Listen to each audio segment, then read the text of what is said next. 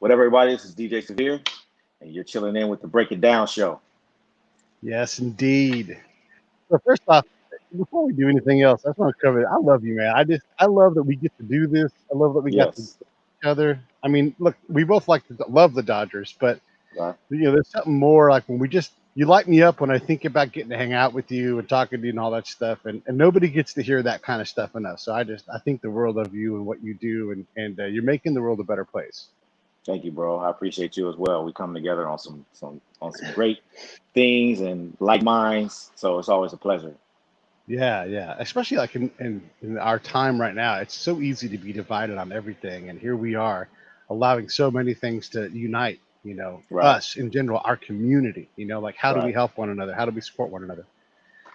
And I guess the big thing to say right now is so you're the Los Angeles Dodgers official DJ in the stadium, the what I like to say the most listened to live DJ in the world. Although this year, a little knock on the numbers.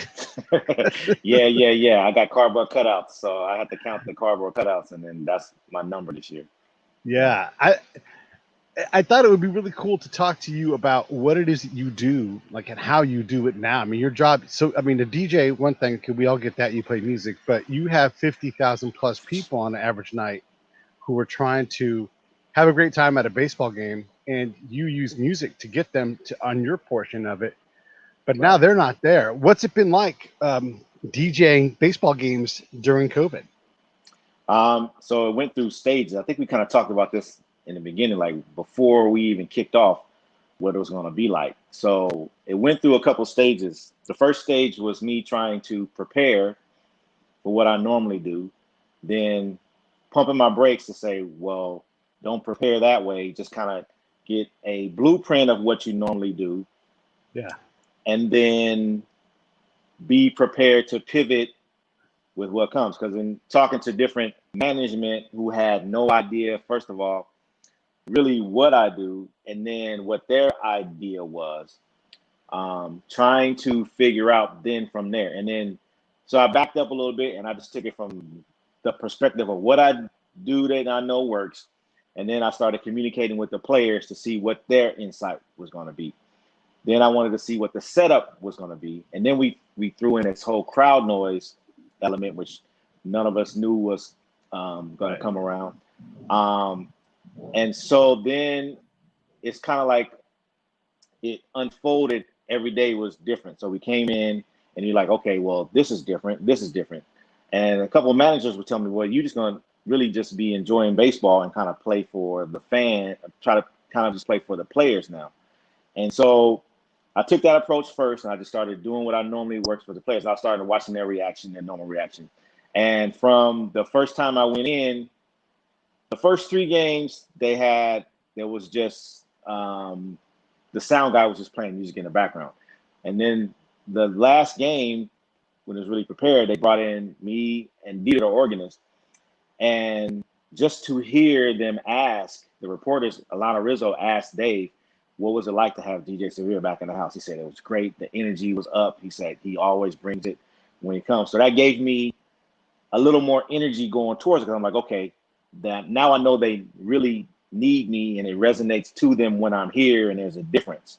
So because I always look down when I'm playing music and I always see Doc bobbing his head, which is really cool for me to see like a major league manager whom I know and whom I've had discussions with, but I haven't been able to talk to since spring training because this whole COVID thing hit. So we're pretty much hands off. So that's Right. another thing that I'm usually I can go down and talk to them anytime I want. I've been hands off this whole time. I've run into Cody at the stoplight 3 times, ironically, at the end of the night, and we've talked about different songs and how they work from car to car, just at a stoplight. So that's been cool. I've I've text message with like some of the players who text me, like AJ Pollock and Rios, who's new, who I've developed relationships. So it's different now that the relationships I'm developing with them via text messages and like DMs that they send me.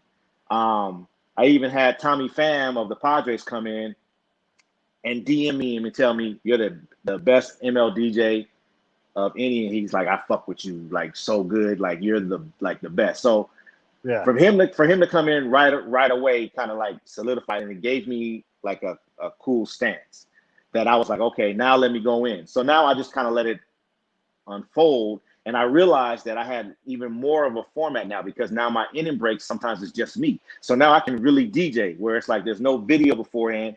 It's just me with 2 minutes to play 2 songs. So I started saying, okay, I'm gonna play the sample, I'm gonna play the original, then I'm gonna play what the sample came, and it really put more of a spotlight on me, so to speak, as far as people listening, because I'm getting all kind of comments, because I was prepared to come in this year with so many more tracks that I had discovered, that I got this new sound system that no one of the fans heard, but it's just knocking. And so it's like, I had this open canvas to kind of work with. It's almost like a pre-rehearsal till next year. You know what I mean? Like, and what I can really like do, but to just get the stamp of approval from the players and the energy there, and hear them talk about it, and then like even when they send me text messages like, man, keep doing what you're doing, we loving it. So I mean, that was my first kind of like feel into it, and it took me probably 1-2 homestands, and I was right back to regular form.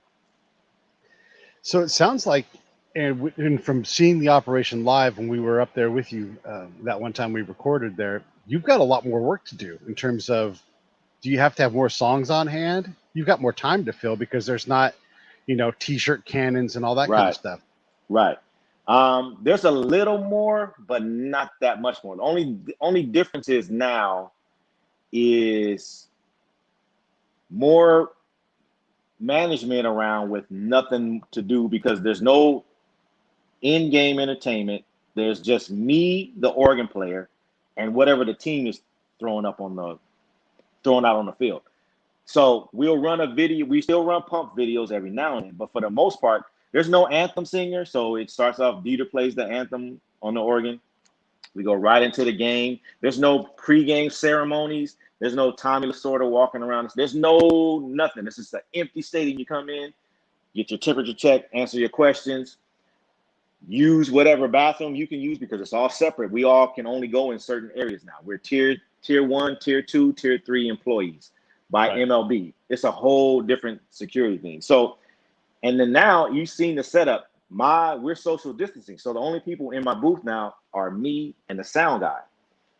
Dieter were already separate, but now my producer and Todd are in the next room over from us. So we're more kind of hand gesturing and depending on our own rhythm to get things kind of like done.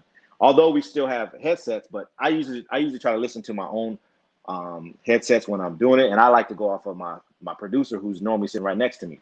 We don't even have scripts this year, because there's not a bunch of people in the production, so we're just kind of like, we get a blueprint of what goes on. That's pretty much it. The lineups aren't coming out like normal, because there's no media. There's only like 3 or 4 media. They're a level below us. So there's no visiting no visiting meeting, no visiting announcers. They're all doing it from their studio back home. So it's really a bare bones kind of like thing. But I like it, because like the other day I tweeted out, I was walking in, and me and Oral Hershiser were just having a conversation about his broadcast like the other day. So I'm getting a more hands-on time with him, because normally there's so many people around, they don't really have like time to talk. And so just to walk in, talk baseball with Oral about a couple different things, and have him be able to take the time to talk, that's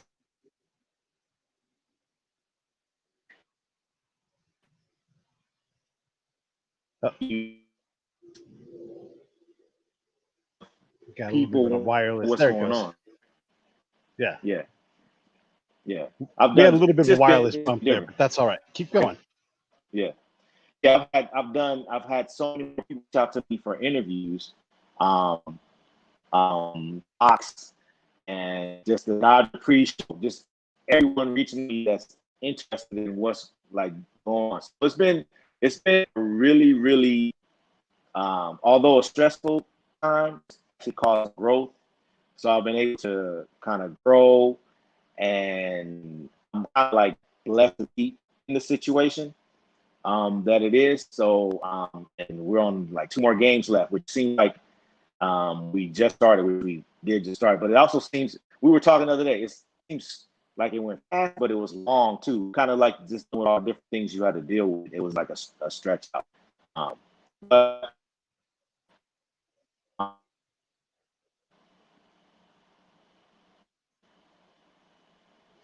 All right. So I'm going to kick you out of the studio. Come right back. There's a wireless thing, and I'm hoping we okay, can reset and okay, then improve the okay, sound. Okay, so I'm gonna give you okay. the Go booster. that. Real quick. Come right back. All right. So while he does that, yeah. So just in general, we had DJ Severe on the show a while back. John and I went down to Dodger Stadium with Brenna in tow, and got press passes, and we recorded the first episode. And that episode's scrolling across the bottom of your screen if you're watching on the live. And we learned about what a stadium DJ does and how good you have to be at filling the time exactly and precisely. Right now, he's talking about something that's a lot more unscripted. There is an entire, I guess you would call it a TV studio at Dodger Stadium, and they have all of the multitude of cameras. They have people and teams running all over the place, whether they're setting up for this contest or this bit of in-game entertainment. All of these things are going on simultaneously. Plus, there's an organ player. Plus, there's Todd Lights, who's been on the show before. Also, he's doing the stadium announcing. So there's all of these spinning parts that are moving simultaneously in a normal Dodger Stadium season. And it's a pretty remarkable thing because he's hitting his marks. DJ Severe's knows that here was a time where I have to fill the song, 38 seconds. I'm in, I'm out. I'm getting everything ready because the Dodgers are up now. The Reds are up. Walk up music, all these things he's managing. But then now he said there's no script. I was DJ Severe. I was talking about how there's no script and what that means, how scripted the entire Right. 3-hour game is, and how there's just no room for goofing around. And now you guys are doing something that is a lot more free form. Yeah, oh yeah, it's definitely free form. And then even when we had scripts, my script for me is more of a a safety net. I just need to see what at the top, what it is that day. And then the rest I'll fill in the blanks. I don't really need to follow it along, but it kind of gives me an idea of what the days until I kind of flip through it, and then I'm kind of done with it. Because then I just kind of rely on my own rhythm after that. But just not having that's just an extra kind of okay, well, this is brand new and something I'm not used to. You know what I mean? So yeah, it took a minute to get used to that because now you're looking for the your producer to come through and be like, hey, this is what we're doing today, but it's none of that. So it's kind of you're on your own. I wanted to tell the fun story. Not if everybody's heard it or not yet, but my girlfriend decided to have a big, huge bash in her backyard, and we hired you as the DJ. And this is how good of a DJ Severe is. So we have my buddy Paul making paella, which was incredible. Probably had about 100 people in and out of the place. And we got our first noise warning at 9 o'clock or something. And it wasn't like DJ Severe was going crazy. He was backyard appropriate and everything. But the cops came and just said, someone complained. You guys got to just take it easy. No problem. No worries. And then, but as they were walking up, they were bobbing their heads.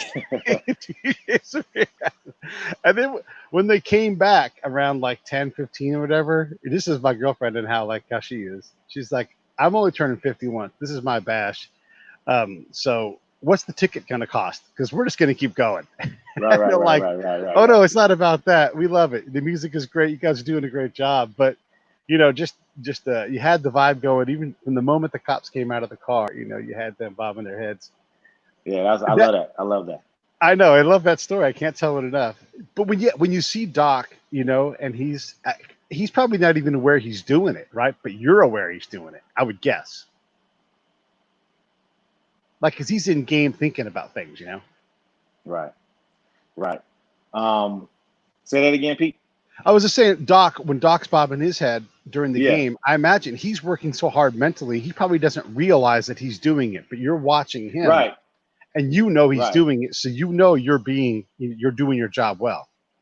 Right. And it's usually it's funny because I'm seeing so many more of the pitching coach of the pitching coach, and then the other coaches me and Lombard, we talk about the music all the time in spring training, but now just to see it, the other coaches in pregame clapping their hands and getting pumped up with the team as well, because sometimes there's a disconnect between the older coaches and the younger players.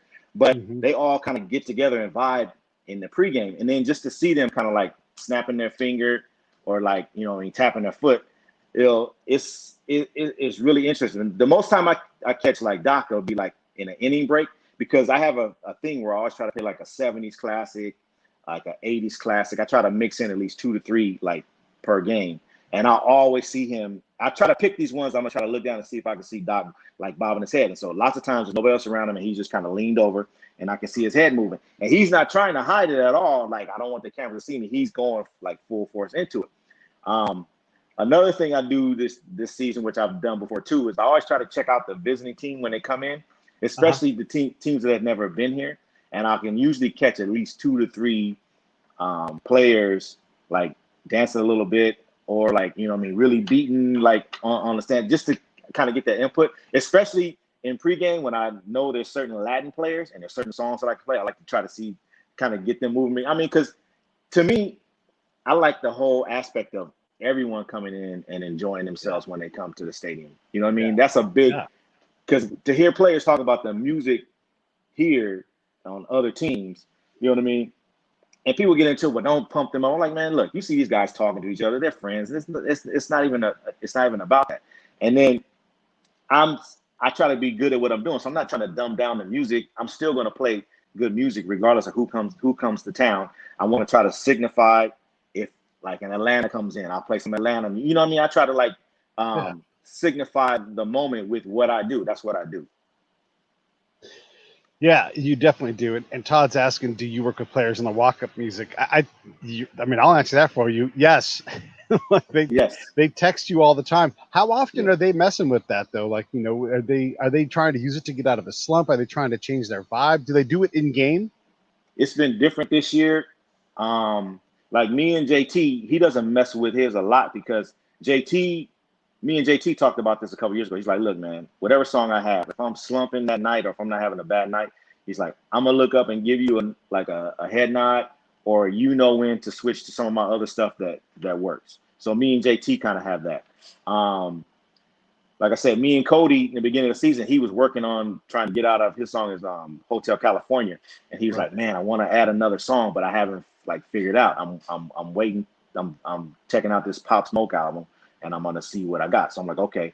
And then it's funny because he picked the Drake song, the new one.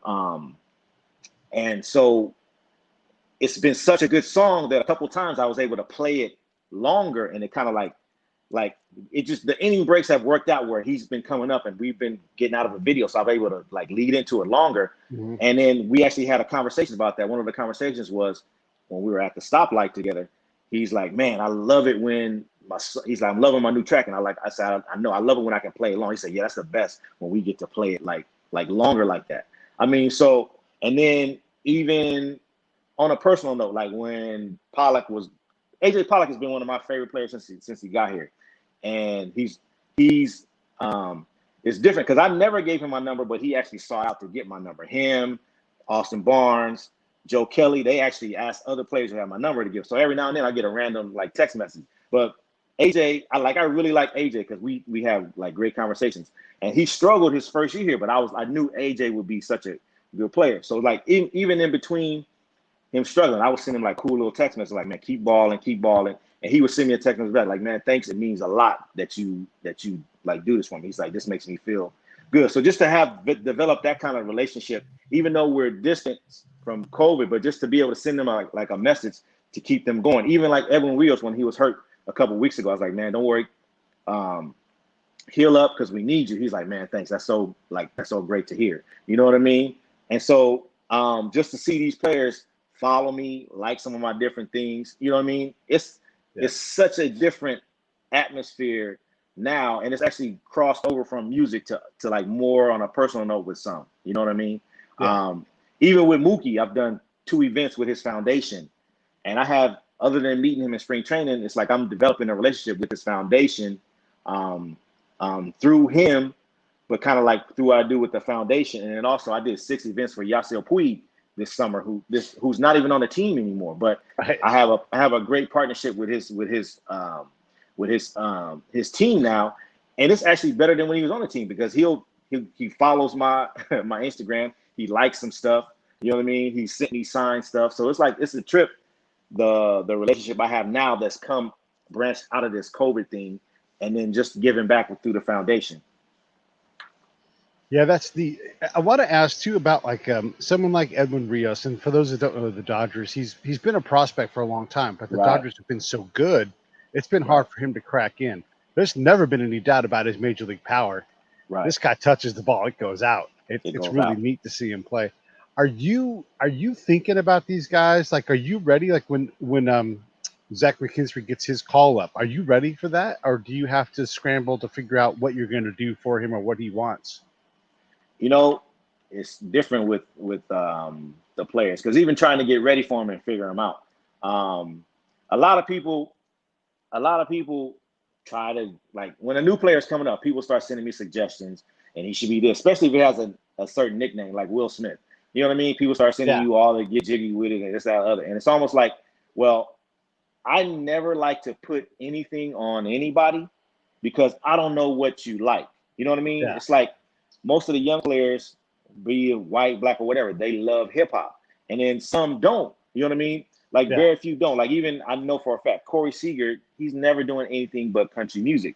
But he always sends me, when he sends me his track, he's like, turn it up like hip hop. And I always go, Corey, it's not hip hop. I can't turn it, I'm gonna turn it up, but it's not gonna sound like hip hop. But I always like to, if a player comes up, I'll just do a blanket bed for them until they figure it out. Because Mhm. even behind the Will Smith thing, everybody was like, do this, do that, do that. So the first time I saw Will Smith, I asked him, I said, do you have a song? And he was like, nope. And you could tell he didn't care like what his song was going to be. He hadn't, that's not what he was even concerned about. So I talked to him before he made his debut, and I'm thinking, okay, and everybody's asking me, did he go with this? I'm like, nope, he didn't go with anything. But 5 minutes before the game, PR said, nope, he's going with Fresh Prince of Bel-Air theme. And I later on found out that Russell Martin at the time told him, no, this is going to be your song. So it's kind of like a Oh, yeah, rookie, like kind of like deal. He had to take it. And yeah. so now he's stuck with that song because, for one, he doesn't care. But then I even asked him at the foundation party, I was like, do you like that song? He's like, man, he kind of like shrugged his shoulders, like, what can I do? Because at the time, Russell Martin was still on the team. I'm Yeah, hoping maybe he'll graduate to something else. But if you stick something on like the Will Smith thing, then that's kind of what gets like stuck with you.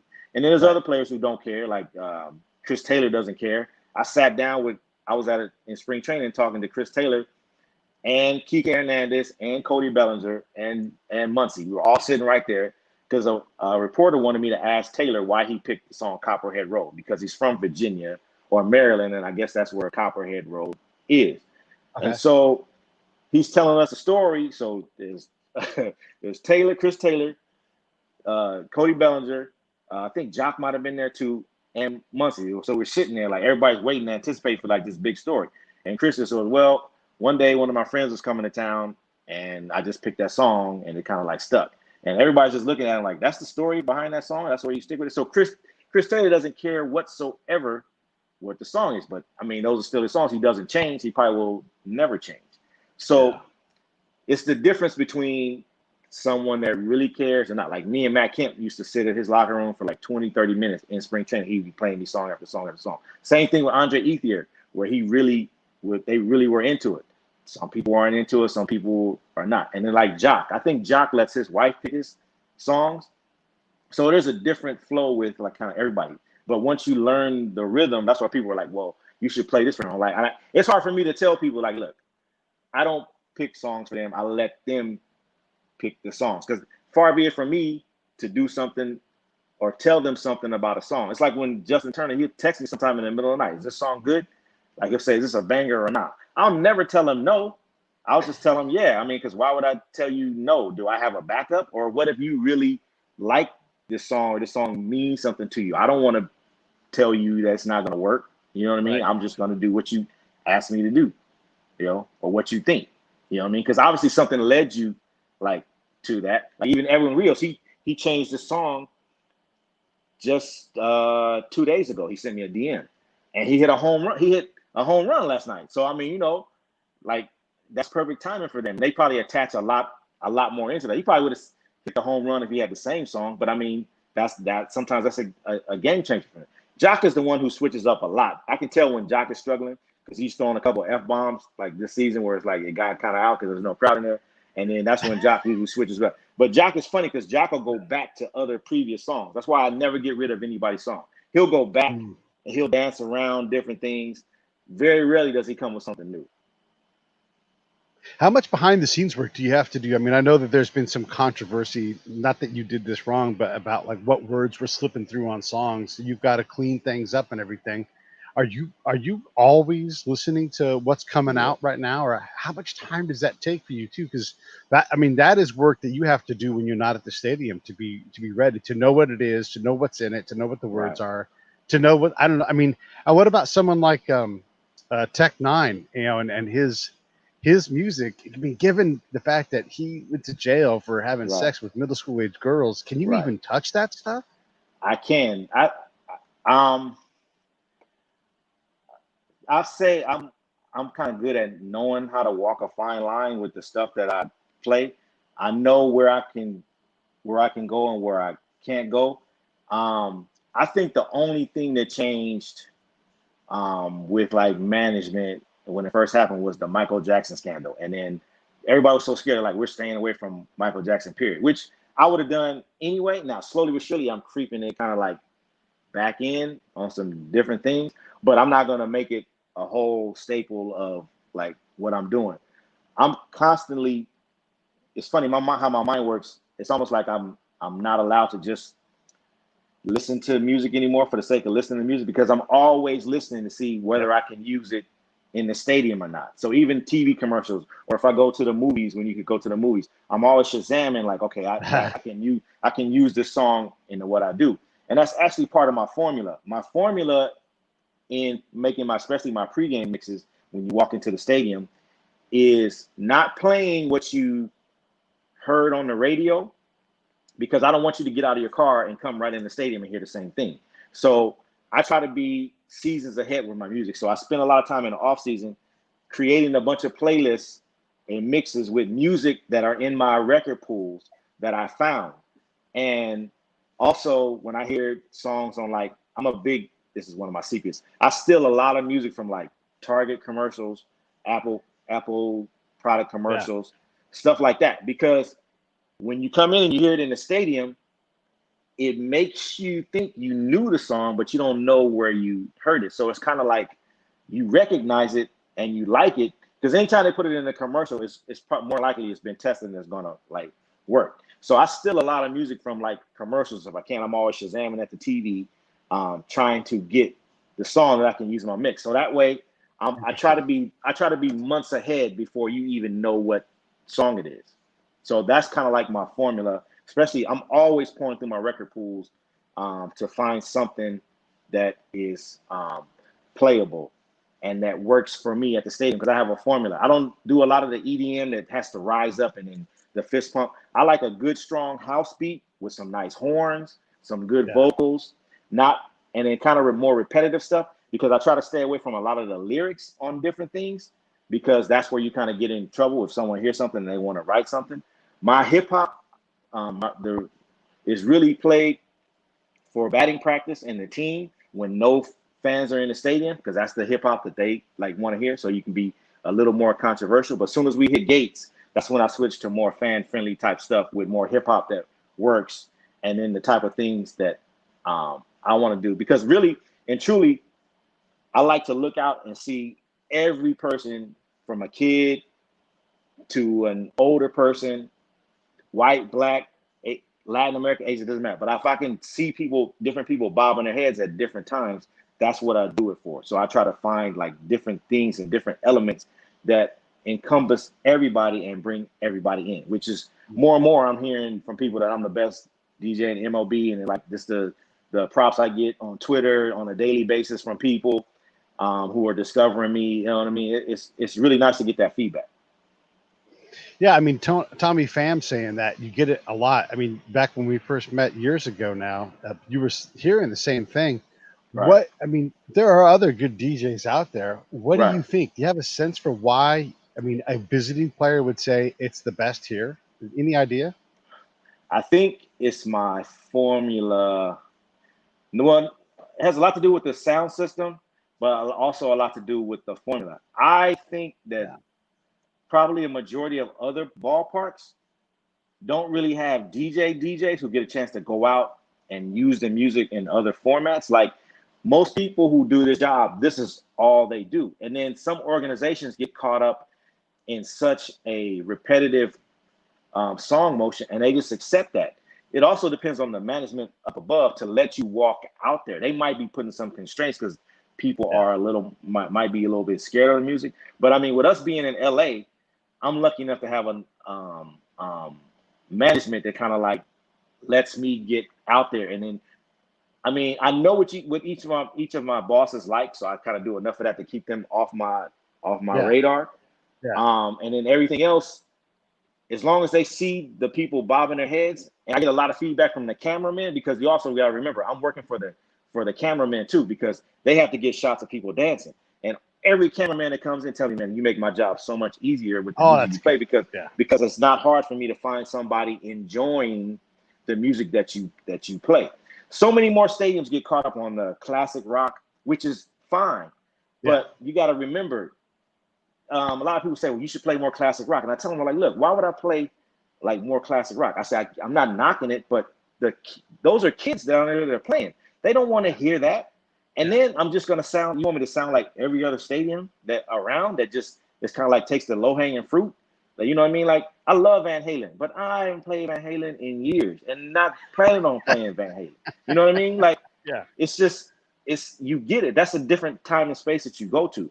And that's another reason why I don't put any dated songs like that in any of my pregame mixes. Most of the week, I play mixes that I already made. Number one, I know the edits are good. It's hard for me to go in and try to mix live every game, because as soon as I try to go in and mix live, that's when somebody's going to need me to do something, or a player's going to need to talk to me. So then I'm reduced to like a playlist. So it's like I like to have at least 7 to 10 mixes done before I even go in that are not going to sound dated, that have at least a 2-year lifetime. And so I always tell people, I never put any old school in my mixes, because as soon as I put an old school song in that mix and you hear that mix 2 times, you're going to say that DJ's playing the same old stuff, because it's so recognizable, because you've heard it for years and years and years and years. Now, what I will do is do a mix dedicated to that, and I'll play it every other homestand. Like I have a yacht rock mix I do. I have an 80s pop mix that I do. But it consists of all that stuff, so that when you hear it all together, and it encompasses everything you want to hear. And so you know, okay, that's Severe's 80s mix. And then that resonates with you. I have a morning time mix, which is more of my yacht rock type stuff that I use for Sundays. So if people really tap in, they'll understand my flow and what I do on a game-to-game basis. The Todd was asking about crowd noise, and I know at first it wasn't a thing for all the ballparks. When did you guys start doing it, and then who does the actual crowd noise? Okay, so that's a big so at first, MLB, I can't think of the company. There was a company that was selling a crowd noise system to every MLB team. So you had the option of doing it yourself or taking on the system from MLB. So my boss, Tom Darren, who's head of Dodger Division, went in, got some looped crowd noise from some previous games. We installed a different sound system on the field level, so it kind of like projects out like it's coming from the fans. He developed this loop, and I have a friend who works with me, Jessica. She's actually used to be a stage manager, so she runs it. So she has like an instant replay and an iPad with these different tracks that you play. Now that in of itself has been a kind of like a management type thing, because some of the players didn't like it. I can't say who didn't like it and wanted it down or up, but that was a total kind of like vibe too. At first, it was a big headache for people, and people were trying to figure out how to like do it. I was even calling around to different like sound guys I know at different stadiums to see how they do. You know what I mean? Because it was sounding different. We finally got it fine-tuned because Tom did such a great job of like doing the homework and then like teaching Jessica. But it wasn't something that you could just walk in and do. This is something that's never needed to be done, and it had to be created. You know what I mean? And then, of course, everybody and their mom has an opinion about it because they think that they know what to do. But how do you know what to do on something that's never been like done before? So, I mean, it's always been a work in progress. I think we kind of like fine tune it because every now and then somebody will tweet to me, "Great job on the crowd noise." I'm like, well, that's not me. That's Tom Darren and that's Jessica Mona are doing it. So I try to give people their credit for, you know, what they're doing. But shouts out to Tom because he created a perfect system like for us at the stadium. And then what about like those standard sound things that you hear when you watch the game? Like if there's an instant replay challenge, you know, like they'll play, I don't know, and I don't think you do this, but the Jeopardy theme will play, or there'll be some kind of funny joke in the replay. Is that you, or is that somebody else handling? Okay, so for me, so I have challenge songs. I have a challenge playlist. So in my challenge playlist, I always try to be music. I always gonna try to take you back to music perspective. So I try to stay away from the sort of jokey type stuff. So on my playlist, I do these depending on who's challenging. So I'll do Minute by Minute by the Doobie Brothers. That's one of my favorites. I'll do Time by Boy George. I do Private Eyes by Hall & Oates.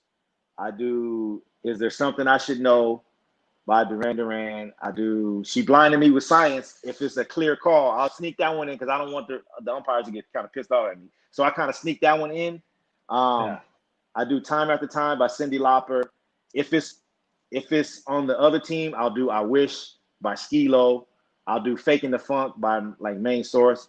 I'll do pop music. So I try to still make you think about music, and I love it when the fans like pick up on what I'm doing and they send me like a tweet like how classy it was for me to play. And I'm constantly thinking of songs to do that. You know, I never try to be low hanging fruit.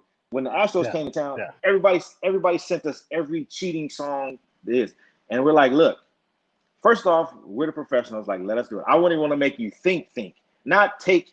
Anybody can go to. I could come up with every song that says cheating, you know, in it, and do it. But we want to make you think a little bit more into why we play a song. You know what I mean? So that's what we did when the Astros came to town. Because everybody said, well, you should have played this and you should have played that. I'm like, yeah, but that's kind of like easy to play. Look at what I did play. Yeah. And then you got to explain to them, I'm still playing music for a baseball game. I can't make it so slow and it's like dumbed down where the energy just draws just for the sake of playing the song out. So I still want to do it in the same vein of the energy I'm trying to produce for the players, as well as make you think musically. That's what I want to do. Yeah, Careless Whispers doesn't get people going crazy in the stadium, even though you play no like the song about cheating or whatever. No. That's hilarious. Okay, so I wanted to ask you another thing too about all of this. So Jock will drop an F-bomb, and a lot of guys do, but he's been a little bit notorious for that. Do they turn the crowd noise up to kind of cover him when he, you know, grounds into the double play or whatever? No, because it is, you got to remember, it's on a loop. So it's even kind of hard to hit that point. So the F-bombs, if they go, they just got to go. And then, you know, it varies from TV truck to TV truck. Some people have a lot more mics and want that crowd noise. Like ESPN comes in here, you can hear every pop, every click. So it's kind of like on them how loud it is over broadcast. But even for us to hear it from like up high, that's when you know it was kind of like, you know what I mean? There's nobody in the stands, which I'm sure he was doing it. I'm sure he was doing it before. You know what I mean? So, I mean, F-bomb, I guess. Yeah, I do like how when they do it, how much more miking of the players is going on, and I think it would be cool to have miking of the DJ as well. Not to give you more work to do, but you know, that one inning or whatever when you're talking about. I think it's neat to share that. You know, I mean, obviously Oral and Joe are already mic'd, but the rest of you all who have things to say, you know, I think it would be cool to hear that. Right. I think that's a work in progress because as Dieter and I get our recognition, I think it's going to become something like that because we do get a lot more recognition, probably more recognition than any duo in MLB for what we do. I mean, because Oral and Joe, they talk about Dieter night in, night out. They add me. Like last night, we had an incident where we had a crowd delay because one of the fire alarms went off. So we had our beacons, our home run beacons were flashing. And so I played flashing lights. And so they'll give me my shout out and my props on that. So I think as the spotlight grows on us, it'll become more of a, right now, I think we're more team and kind of like cult favorites, you know what I mean? Because but if it keeps on resonating and if the team keeps succeeding, I think it'll be probably a point of story for other people if it really gets on their radar, you know. Yeah, I mean, you and Dieter also, like, you don't have to ask who Dieter is without even knowing who he is. Right. You're like, oh, that must be Dieter. Like, he stands out. Right. The other thing I wanted to ask you about with all of this stuff, with the COVID and everything, how worried are you about your well-being and in general, anybody else? Like, you're like, God, someone's going to get it and it's just going to go like wildfire through this place. You know, it's funny because when it first started, I was kind of concerned. Like, even when it hit, like, I haven't been, other than a little bit of quarantine everybody went to, like, even my daytime job, I'm an essential worker, so I've been out. And once it started, we get tested every week. Like, so even if there's not a game, we get tested. Like, I got tested this week. I'm scheduled to take my 10th COVID test at the stadium on Monday. Right. And this is to get prepared for like playoffs. Yeah. The only thing, okay, so right now, since the season ends tomorrow, and so we have our wild card series at the stadium, and then the ALDS. So I have to work the ALDS games because now we're going into these respective bubbles. Dodgers are going to Texas, and then the American League is coming here. So I have to work those games, which is a total different type of thing for me. Safety-wise, I'm not sure what they're bringing in, but I mean, I'm hands-off. So I'm not really concerned with it at all, like, because I've been kind of like pretty consistent, thank God, where I've been tested. I've been around people. I've been around the same consistent people. But I'm interested because my management, they kind of tell me, like, look, we don't know what's going to happen World Series wise. I know that they're trying, if we make it, to get me to be able to go, so that it's more of a home field advantage. But I'm not sure if it's going to be able to happen. That's the only thing I'm concerned, because if they do allow me to go, obviously I have to fit into some kind of bubble and some kind of quarantine type of thing, where I know some of our Dodger Vision that are going to go, they have to start their quarantine process in a couple of days. So that means going to Texas and being in the hotel room until the World Series. So yeah, I'm not. That's going to be like totally different thing. I'm hoping I get to go. First off, I'm hoping we get to make the World Series. First off, because it's all a moot point. It's all a moot point if we don't even get there. But I'm hoping I get to go. Because it would also, I mean, it's kind of bittersweet that if we make it to the World Series and I'm not there, like spinning the music, I'm gonna be like really kind of like disappointed. And at the same time, someone else is playing for your team. I mean, you're really a teammate. I mean, not every person that works for the Dodgers is a teammate, but you really are in that very specific team circle, at least in terms of how I see it, you know? Yeah. And I actually got a compliment from my producer this week. He said, man, I was in a meeting with them, and upper management said, like, look, it's not really a real home field advantage if we don't send our DJ. And so they're really pushing, you know, for me to be able to like go. And like you said, other MLB teams probably don't see that, or because they do such a, probably just kind of like, they just kind of like mail it in. Like we really take it seriously because we're LA, and that's a big part of the culture here. And then maybe that's what's lacking with like some of the other stadiums. They don't really put a real consistent energy towards making your music part of the entertainment too. Like I said, we're years above our time, and then people are going to catch up like later on, because lots of times it takes, you know what I mean, the people that figure out that there is an actual DJ, You know what I mean? That must be real in tune to music. Most people come there for the baseball, so that's what everybody thinks. We're just gonna market towards the baseball. But there's this other thing that's in the background that makes it so much better. I've had so many people tell me, man, I just enjoy coming to the games now because like of the music. Whether we win or lose, it's like a attitude. Or even if we do lose, it's like we still had a good time. You know what I mean? Like partying with you. That's one of the best things for me to walk out at the end of the night and see the people that don't know I'm the DJ and they're talking about the music or they're still dancing, or even I'm walking and then people go, oh, that's DJ Severe. And then they say, they'll stop me and take a picture. And then everybody's like asking, well, who's that? And then they tell them, and then I'm into another like conversation. So, I mean, that's one of the real big treats, just kind of like watching the atmosphere, even if we lose, and still see people's like spirits up or just dancing, you know what I mean? Singing a song, singing some of the songs I played, or like the recognition. I always know I can tell how my Twitter's gonna grow. My Twitter grows about 300 people per homestand from different things I do, and I kind of like watch it because I'm even interactive with the fans during the game.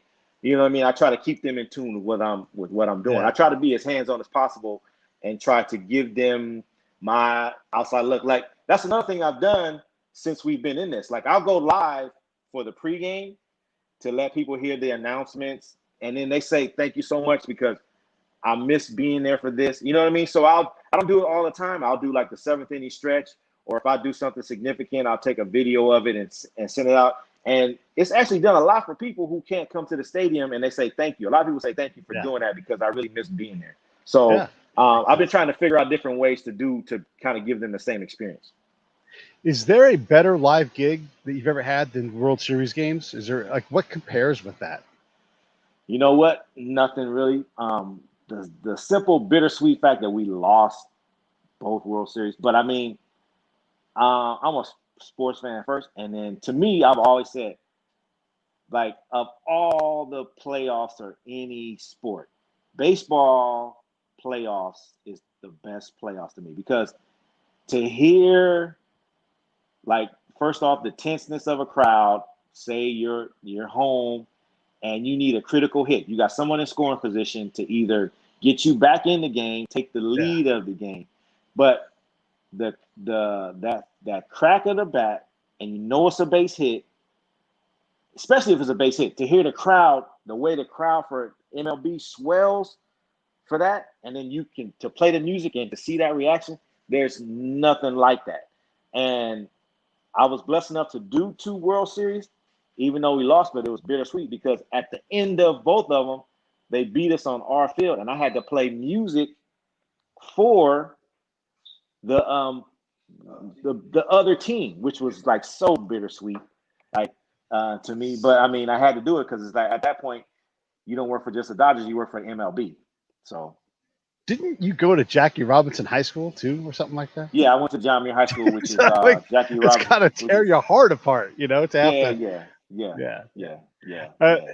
So the bubble thing is interesting. So if you are here, you're going to be working the American League games, and then do they just say, do the players just text each other like, hey, make sure you text DJ Severe what you need, he'll hook you up? I don't know. I was talking about that yesterday. I don't know. I guess I'm gonna have to learn 2 teams walk-up songs.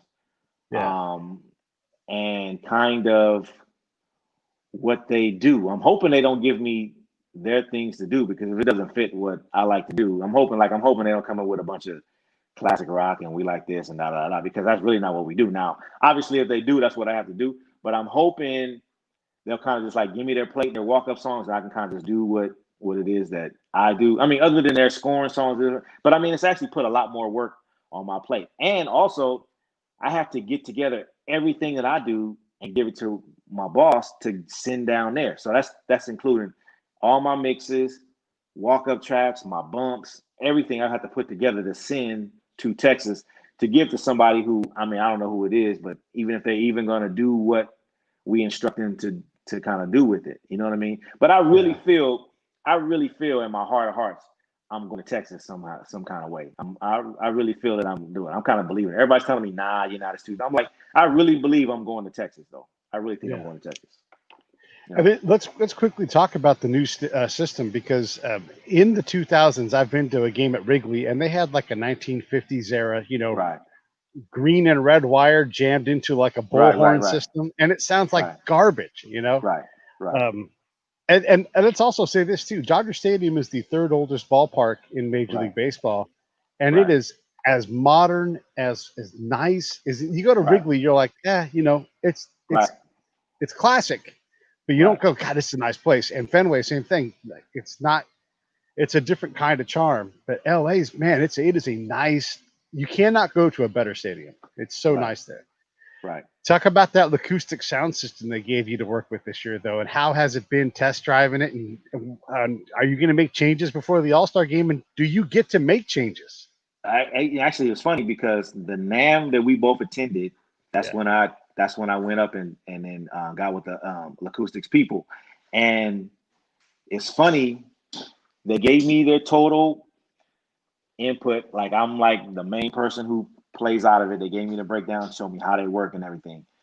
And to have the input then from then was like it's kind of surreal. And then they actually called me um, the first week of, or maybe the second homestand, and asked me how I liked it and if there was any changes I wanted. I was like, nah, it's great. And they actually said, well, look, can we take your tweets and repost them because we really want to use your expertise in the tweets to kind of promote it. I said, sure.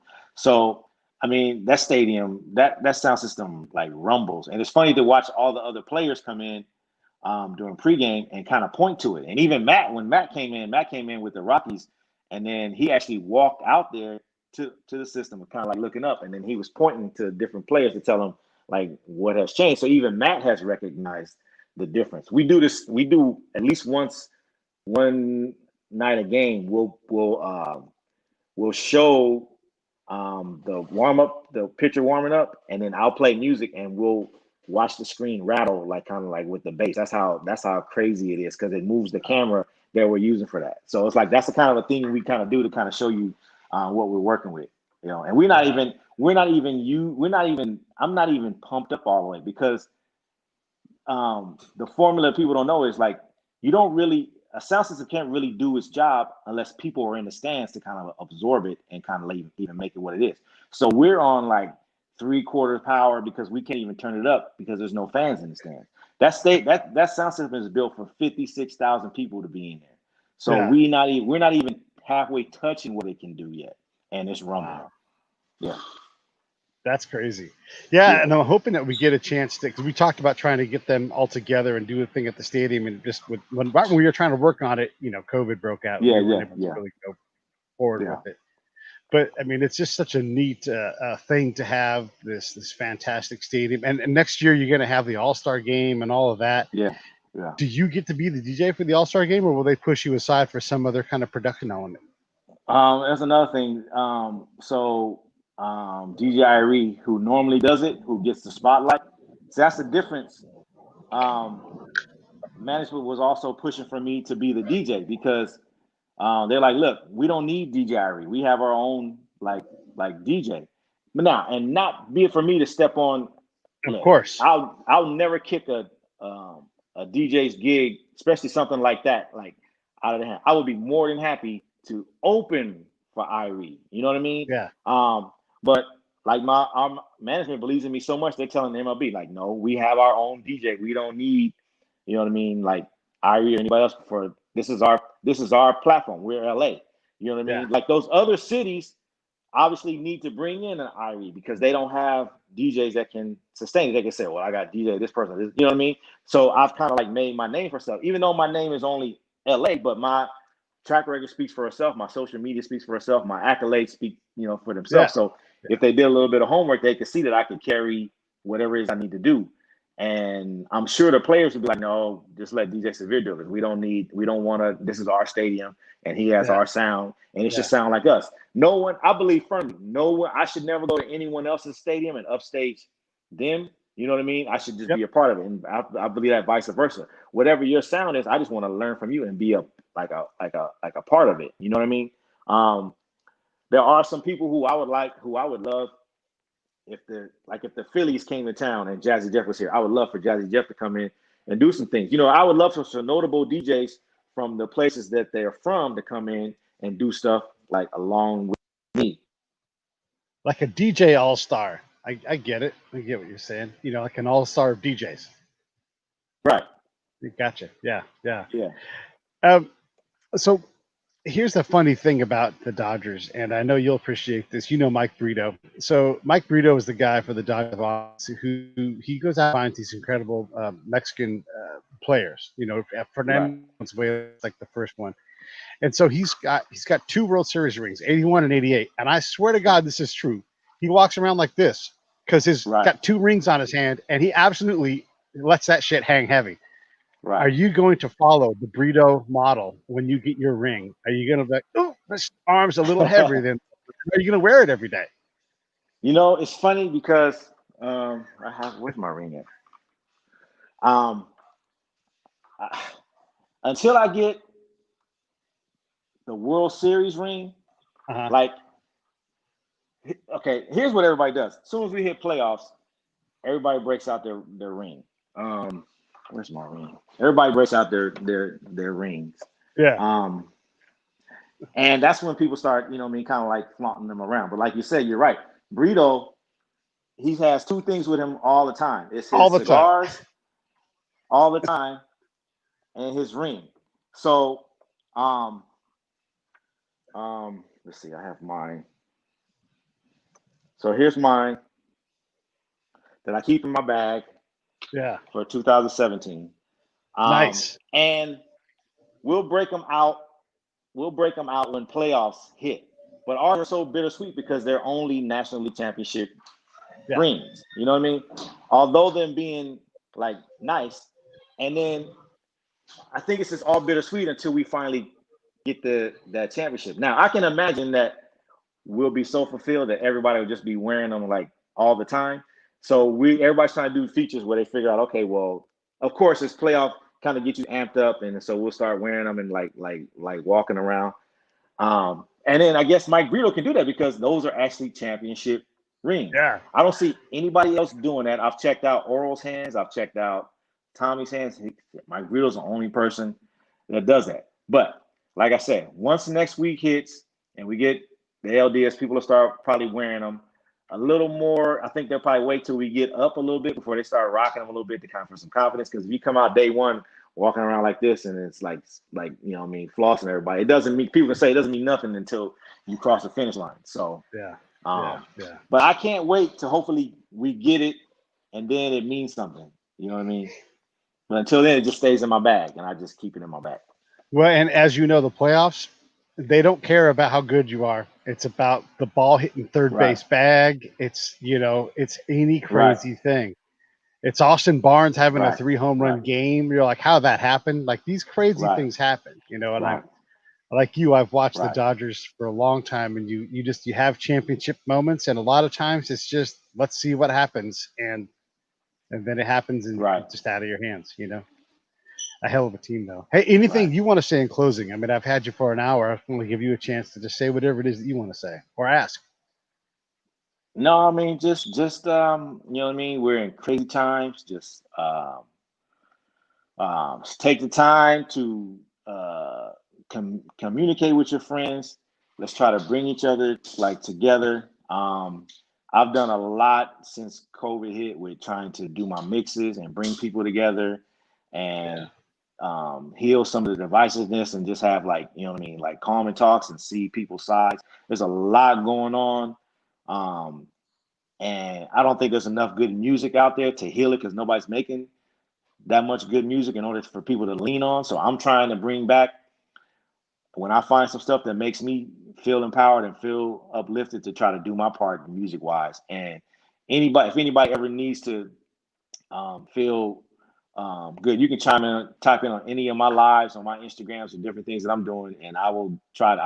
I try to have more than just playing music. I try to have themes. I try to like speak to the times and just kind of like bring people together with music, because that's what I feel like I can do. The same thing I try to do with this when people come to the stadium, even though it's just a limited amount at the stadium. I'm trying to do it for our players. I'm trying to do it for people that are telling me thanks, you know what I mean, on Twitter for doing this. And so I'm trying to give back wherever I can, even with my giveaways and my like foundation. I'm just trying to give away and just give back for everybody. You know, and I think that we need more of that. If everybody started doing that, we could heal faster. You know.